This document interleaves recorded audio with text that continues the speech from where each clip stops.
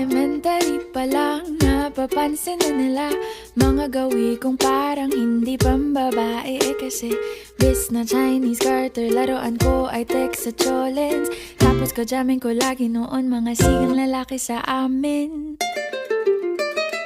Nung ako'y mag-high school ay napabarkada sa mga bay. Curious na babae na ang hanap din ay babae. Sa halip na makeup kit, bit-bit ko ay gitara. Tapos pormahan ko lagi ay long sleeves na t-shirt at faded na lonta. Pero noong makilala kita, nagbagong bigla ang aking timpla. Natutuwa ko na magpariban at mag-ahit ng kilay at least once a month. Hindi ko alam kung anong meron ka na sa akin ay nagpalambot ng bigla. Sinong mag-aakalang lalaki pala ang bibiyag sa tulad kong tigreng gala. Kahit ako'y titibok-tibok, puso ko ay titibok-tibok pa rin sa'yo. Isang halik mo lamang at ako ay tinatablan. At ang aking pagkababae ay nabubuhayan na para bang bulaklak na namumukadkad. Dahil alaka mo sa dilig at katamtamang sikat ng araw-araw mong pag-ibig sa aking buhay nagpapasarap.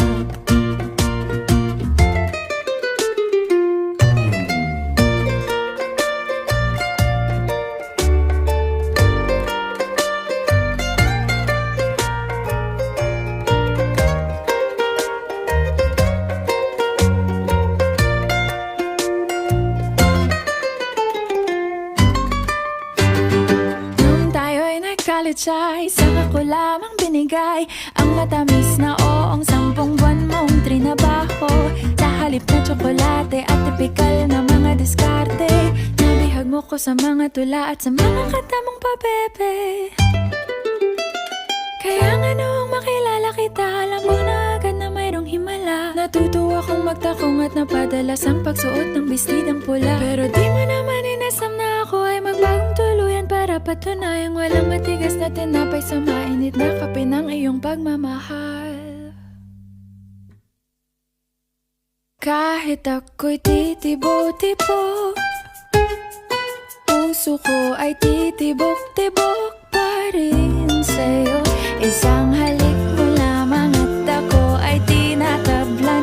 At ang aking pagkababae ay nabubuhayan na para bang bulaklak na namumukadkad.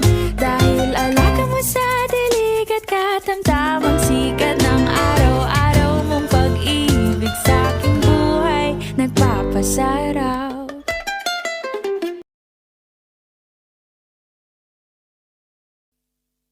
Kahit ako'y titibok-tibok, puso ko ay titibok-tibok pa rin sa'yo. Isang halik